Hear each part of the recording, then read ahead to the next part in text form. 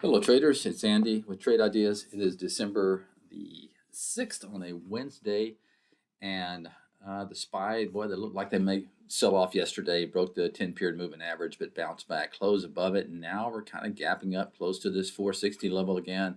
Have to see what happens, but be careful if you're trying to short this market because it has definitely got some strength behind it.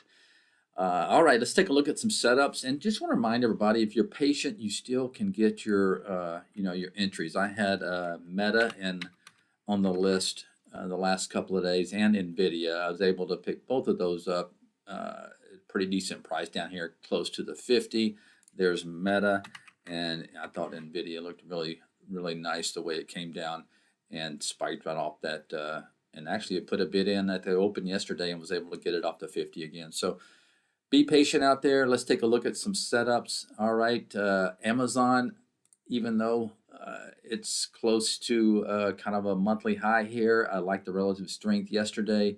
It's a nice up day on Amazon. Look for a break above that 149 level in Amazon. If it fails, get out quick. Aflac, kind of a boring insurance company, with the duck and everything, but boy, that's really holding up well. Couple of volume bars coming in here. Look for a break. Could be explosive above that 83.40. BSBR. This is a smaller cap stock, but what I do like about it is the volume that's been coming in the last 3 days. So maybe a break above that 635 level. One more real quick, FRPT. This was on the list yesterday, and I think you still have to watch this because there's your earnings day. There's the high of earnings. It's trying to knock on that door, get above that 74 level. All right, that's it for today.